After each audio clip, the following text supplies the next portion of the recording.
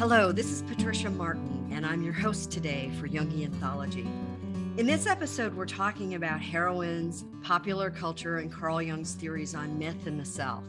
I'm so excited today to have Dr. Laura Vecchiolla, a clinical psychologist who works in private practice based in Chicago, and she's a former colleague of mine.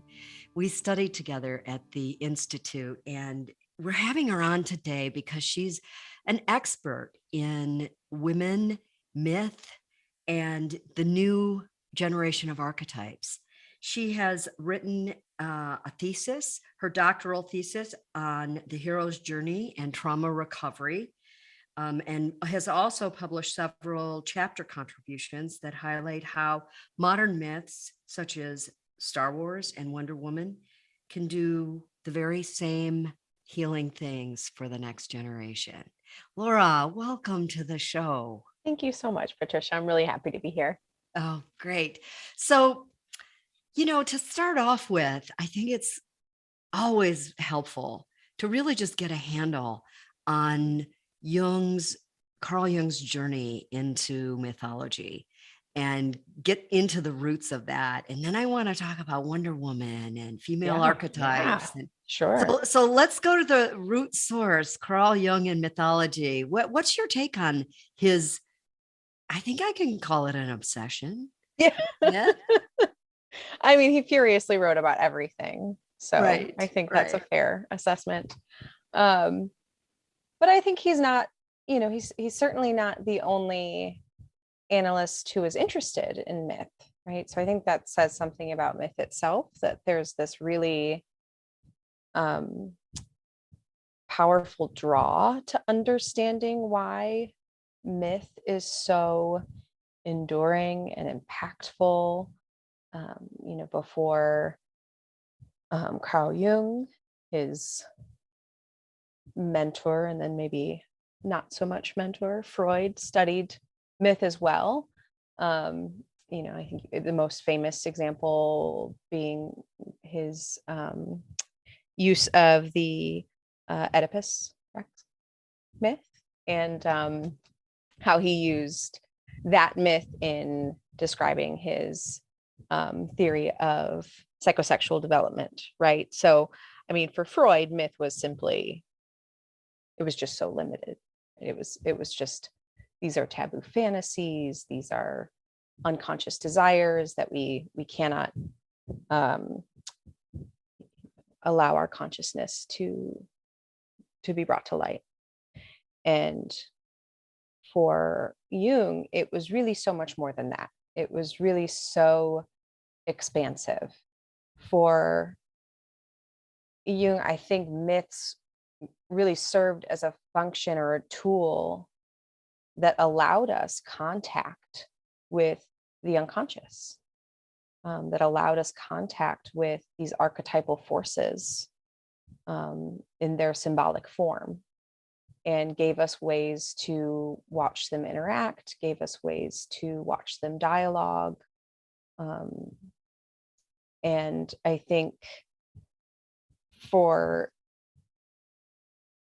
Jung, more so than maybe mythologists or anthropologists, he saw myths truly as reflections of what was happening internally within the psyche, rather than reflections of our external world. So they weren't snapshots of, what was going on chronologically in, ancient Rome at the time. And they weren't snapshots of what was going on within that culture between men and women.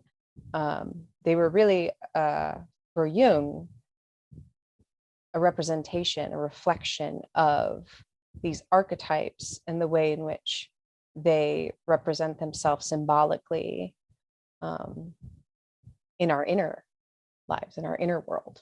I think sometimes we can almost feel that. I remember the first time I read the Myth of Psyche, and as she's facing all of these trials, it took my breath away. Oh my gosh, she has to pick through thousands and thousands of seeds and sort them. And, but she's sent aid just like the other heroes. Anyway, the point being that they are myths are still resonant, and I think that really kind of gets to the heart of what Jung was trying to explain about what makes something archetypal. When we're thinking about, this notion of something always being true, no matter what the generation is, it's what Jungians think of as archetypal.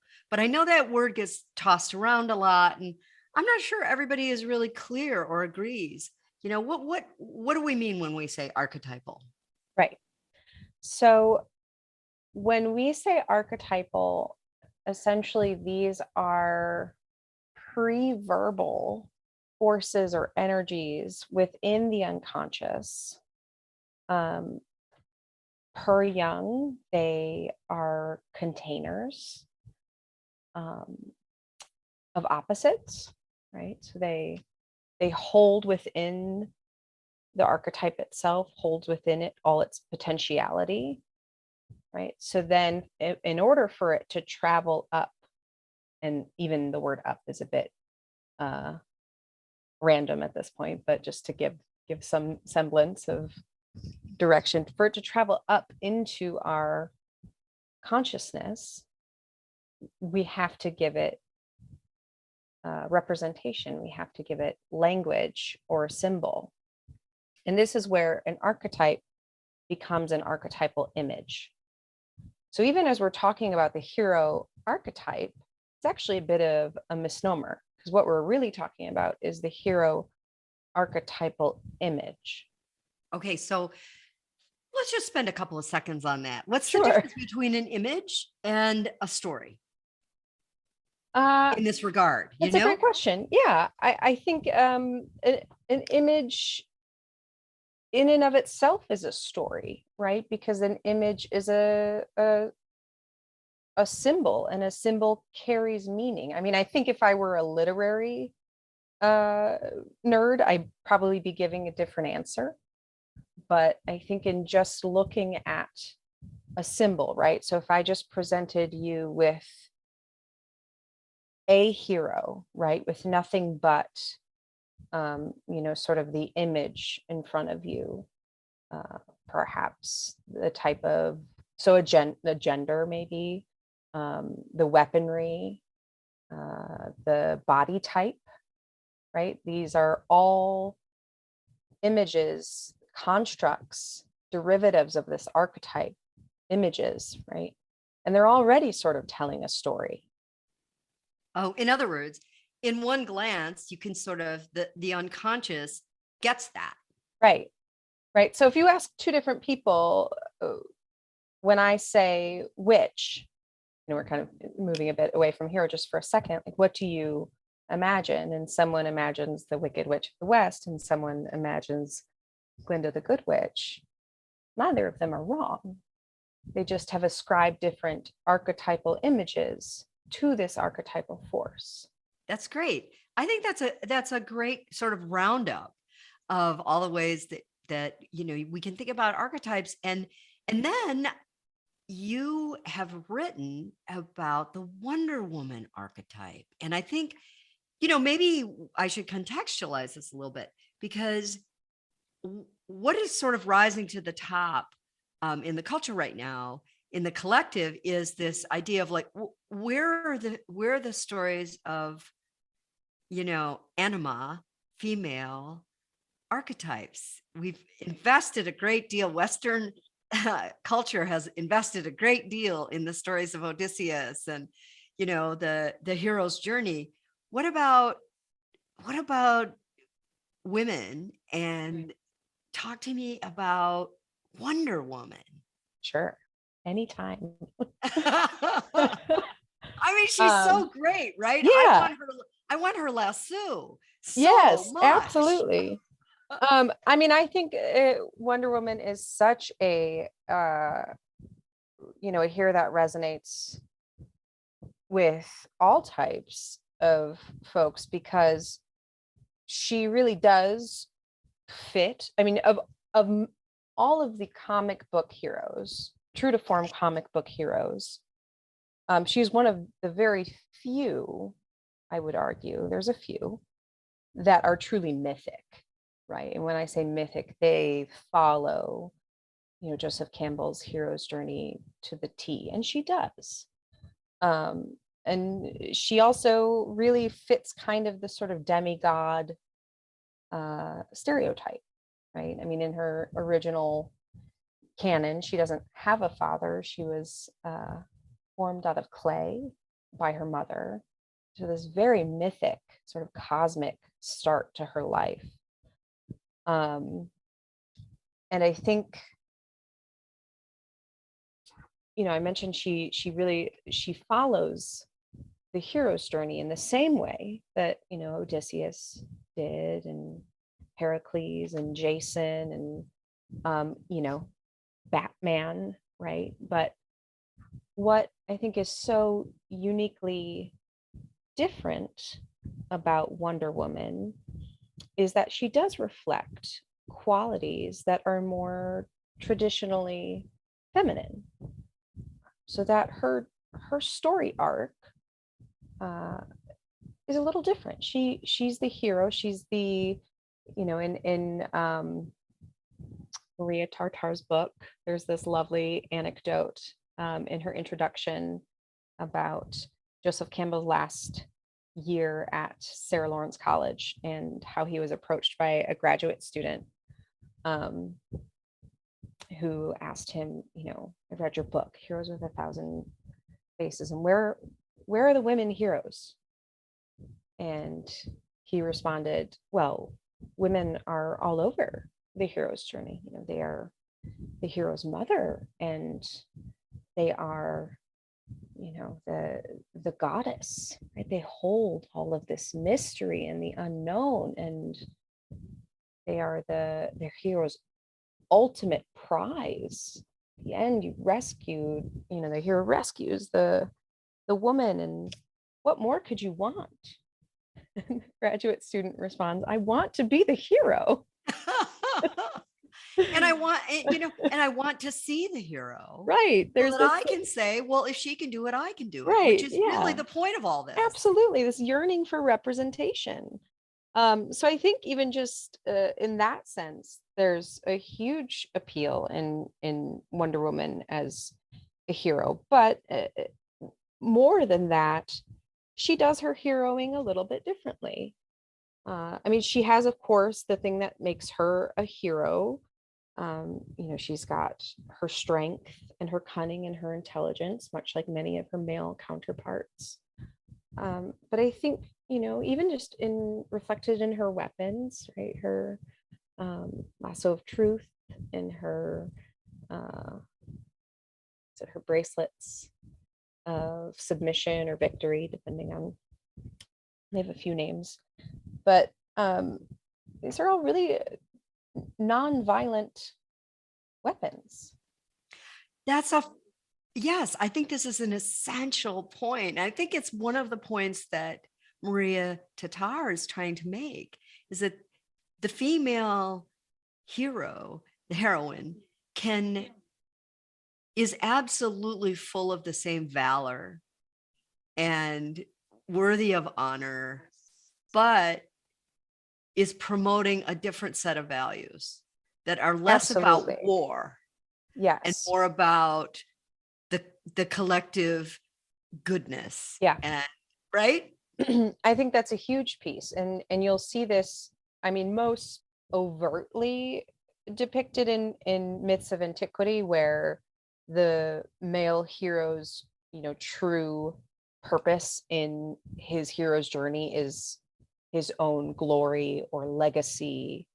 I mean, but even in like other hero's journey myths with men that are more like Messiah type arcs, like the Matrix or Dune, there's still this sense of I am the chosen one. Right? And I think that heroes who have more feminine qualities, or women heroes, there's much more of a sense of this is my caretaking duty. I am doing this as a way to protect others, or to fight on behalf of others, or to instill a sense of justice, to right a wrong that was done onto another. Right. So sometimes you'll see a sort of thread of a revenge type story in some heroine story arcs, that they're seeking to right a wrong that was done to someone they loved. So it's really less about this sort of personal glory seeking. Yes. And it's less about questing Mm. and obtaining, to me, Mm-hmm. as and I haven't read the entire canon, but I see the difference between the road of trials in the hero's journey that Joseph Campbell talks about, and the tasks that women are given to complete, if they are, Sure. and that's sort of the equivalent, or it rides parallel, but those are very different concepts. I think something that is in line with that is, and this is both a societal reflection, and then perhaps something that has just been internalized, is that so often women heroes are underestimated by the public. So using Wonder Woman as an example, I mean, in her origin, she came to America from Themyscira, and her first job was I believe, an army nurse. And then she was a secretary, right? So these very traditional, passive, meek roles, sort of walking around the world, unassuming, and any random person on the street would not expect her to be Wonder Woman, right? And so this other sense of, obviously in the realm of comic book heroes and superheroes, there's this alter identity, right? That's a separate sort of piece. But I think in heroes, in general, it's your name is out there. You are sort of boasting your heroism across the lands. You want tales told of your strength far and wide. Oh yes. When Odysseus comes yeah. home, right, and he walks in, and that arrow goes through, what is it, 7 or 9 hammerheads, or it's like, daddy's not home. Subtle. Right. Daddy's home. Right. Right. And I think for the axes, woman hero, axes. it's much more unassuming, and less in the spotlight. Maria Tartar talks about this as well, is that sometimes some of the heroing is done sort of behind the scenes, and that can actually be an asset that people don't necessarily expect someone who looks like that or acts like that. One of my favorite, from middle school, one of my favorite female heroes is Buffy the Vampire Slayer. Oh, you're a Buffy fan. A Buffy fan. A high school student, right? Who would have expected? And she could use that when needed, right? She could put on just a high school student. No need, to feel mean. It was like a veil of invisibility. It was so commonplace that she made herself invisible, right? And I think, speaking of invisibility, who had an invisible jet? Can you imagine a man having an invisible weapon that made him invisible? Oh. Well, Harry Potter, but no, that's fair. Harry Potter, I think, has more feminine, like hero qualities than not. Right. Which I'll talk, and we can talk about, how it's not necessarily a gendered, a biological sex, I should say. it's really more about the qualities of the hero, the traditionally feminine or traditionally masculine type qualities that new heroes are taking on. And I think new heroes are taking on more traditionally what would be considered feminine qualities. Well, using Harry Potter just as an example, Yeah. Hermione is Great. full Yeah. of courage and daring and seems to have less concern for her physical safety than you might see in a traditional girl Sure. role, Sure. right? And she's very commanding. Very commanding Mhm. and is not afraid to be seen using her powers. Right. Right. So she doesn't fall into any of the social self-doubt that would maybe, Yeah. pull her back. So I think what we're seeing is that these qualities are starting to get swapped out across the genders. And I think it's Yes. alchemically really exciting.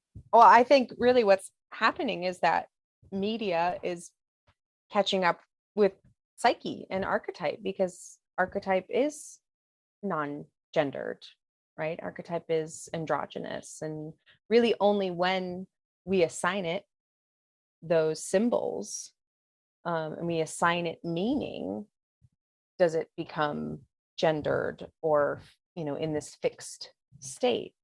And so we're in this really exciting place in time in our culture where things are shifting, and we can start, different people are given space to tell stories, and we can start telling stories that involve different facets of these archetypal energies, different symbol sets. Yeah, I look always on the horizon Mm. to see what's next in this, because I think every time an archetypal chord has been struck with using a woman's story where she is cast in a traditional kind of hero's role, meaning she's following the hero's journey. Sure, sure. It I mean, if all things are being equal and it's well written or it's well produced, it's a blockbuster. Yeah. I think of Cheryl Strayed's book Wild, Mm. right? Where it's it's a very rare example of a woman who is an adventurer. Yeah. She's just taking the adventurer. She's not Yeah. sure what she's getting out of it. Right. And those stories are rare for both male and female. Very much so. Yeah. Right. And yet it sold millions around the world. It got turned into a movie because there was hunger in the culture to see that kind of archetype. And so it makes me wonder, like, what takes so long for Wonder Woman to come to the screen, for the Right. next story to be written? Do you have any opinions or thoughts about that? Yeah. I mean, I think when it comes to the movie industry, there are a lot of things, there's a lot of issues of what will sell. But I think there's always a need for these stories somewhere, right? Like there's always, Right now, I think it's very episodic. Like there's an episode here and yeah, an episode there. But I don't yeah, think when you add all that up, it's creating a cast of heroines who you could kind of say, oh, now this is a body of work, or this is, right, you know, right. or it seems to come up. There's a kind of temporal thing about it. So 20 years ago, Women Who Mm, Run with the Wolves, yes, mega bestseller, yes. which was just kind of written by a Jungian analyst, Hmm. um, Clara Pincola Estes, and she, really kind of talked about all of the lost fairy tales and Yeah, heroine stories. And again, it strikes a nerve because there's such a dearth of it available. So right, right. I guess I'm kind of it. My question is, do you look forward, and do you think we can look forward to seeing this more consistently and less episodically? I hope. However, I do think there's a piece to having these stories that we're talking about, like Wonder Woman and these hero's Mhm. journey-esque stories. They're so popular in the media because they serve to entertain, and Ah, they are archetypes really that even though they serve our process of individuation and they do help us grow, they don't necessarily feel all that bad while we're doing it, right? It's a really It's very entertaining. empowering. Yeah, and it I think that it can be um in my research it's really proven to be, for some folks, part of their post-traumatic growth, Let's right? go there. I want to go there, Laura, because I think there's something very profound about these ideas that Sure. this mythic structure, that these archetypes have the power to heal people's trauma. I really talk to me a little bit more about that and how you use myth in your practice. Let's Sure. start with first the bigger idea of how these myths are healing for us. Yeah. So I think one of the biggest components of why therapy can be healing is just to simply be witnessed and to feel this relational connection with your therapist, right?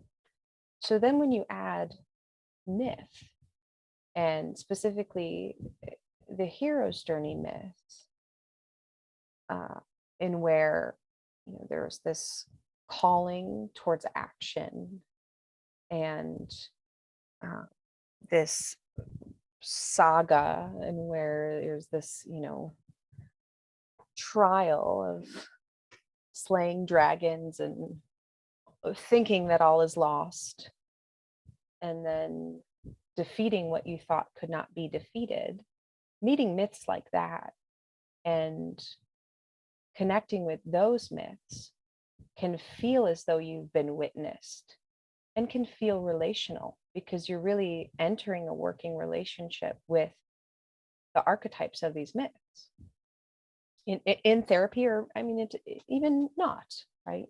You don't necessarily have to be in therapy to gain therapeutic benefit from working with these myths.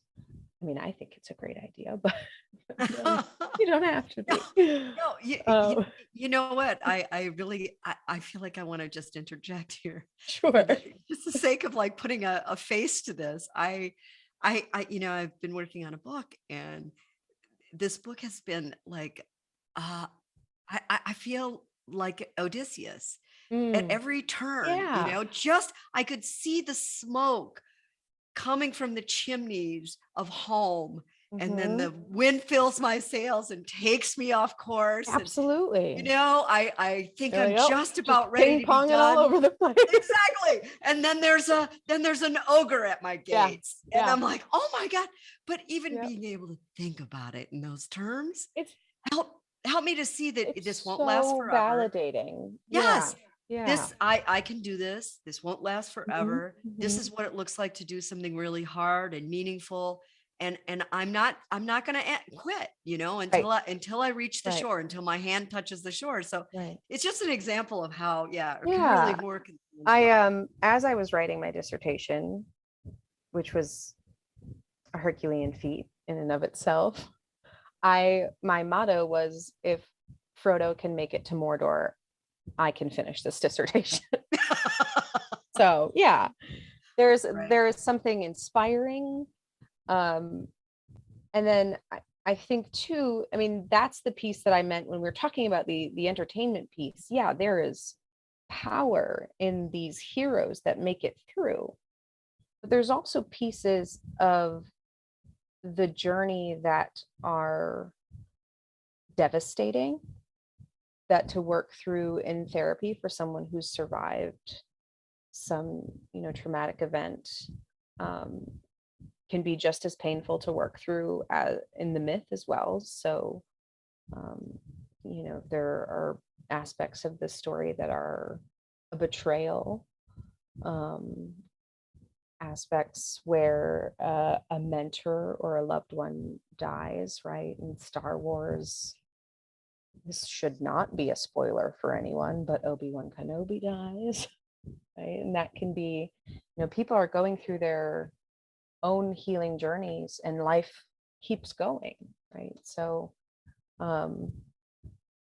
they can use some of the pain that the hero experiences, even though that hero experiences triumph, to understand that triumph isn't a good time all the time, right? That there's a lot of pain and sacrifice and loss. And that generally, in most of these stories, when they're done well, the hero is not the same. And in fact, the hero is usually a little bit sad, and a little bit different at the end because of some of what they went through, in their Yeah, they effort can't to get through. Yeah. they can't unknow Hmm. what the journey has taught them. Right. Right. And that can be really affirming, that you can heal, but also, if you look at Frodo or Luke, they are not the same person they were at the start of their story. They are wiser, and they are compassionate and empathic, and they have changed, but there is also a tinge of sadness there. And I think that's a realistic expectation for anyone who is healing from trauma or loss. Yes, that what goes hand in hand with enduring the road of trials is that it, we have to make a contribution to that journey from our souls, Hmm. which changes us Yeah. Yeah, forever. Yeah. absolutely. Yeah. Oh, this has been fascinating, Yeah. Laura. I ask everyone this question. Your work in writing chapters of books and contributing articles on all of this material is exciting to me because I think you're one of the fresh young thought leaders in Jungian theory. Tell us more about what you're working on now, and what's the future look like for Laura Vecchiolla? Sure. I can tell you what I hope it looks like. um, I'm working in private practice, and currently I'm a member of an association called the Association of Death Education and Counseling. I work a lot with, as I've mentioned, folks who've been through traumatic events, but also folks who've experienced loss and bereavement and traumatic and sudden loss. So through that association, I'm getting ready this fall to take my exam for my certification in thanatology. So what I hope to do, right now I'm a bit of a student. That's kind of my singular focus at the moment. But what I hope to do after that, phase of my life is through, and hopefully I've experienced some success, is I'd like to really bring myth and storytelling into conversations about death and loss, and how we can use stories and archetypal images and dialogues and amplification of those archetypal energies to help become more friendly with death, which I think is something that as a culture, we're a kind of a death denying culture, and a very privately grieving culture. But I think collectively, it's something that really I hope to make more part of an everyday conversation, to make more, just as easily as we can talk about healing from trauma, I'd like to have that conversation about becoming more open and comfortable with death and grief in I those can only conversations. imagine. Yeah, I can only imagine how useful mythology is in that, Yeah. because Yeah. death is never what we think it is. In myth, death is Right. right. Heroes rise from the dead. Right. Um, Sometimes myths sort of perpetuate death denial. Right. Yeah. Right. Yeah. It's a handy tool. I can see how you could use it in therapy. So is there anything you were hoping that I would ask you, Laura, that I didn't, or is there anything that you've had a second thought about that you'd like to go into? I don't think so. I think we've covered everything. This was really wonderful. It was, Laura, I really want to thank you for being on the podcast with us today. And you had so much to say. I hope to have you back. Yes, I would love to. Great. We're just scratching the surface of this whole area of Jung and myth and archetypes. And so thanks again for being on the show. And we look forward to having you back. Thank you so much. I really appreciate it. It was wonderful.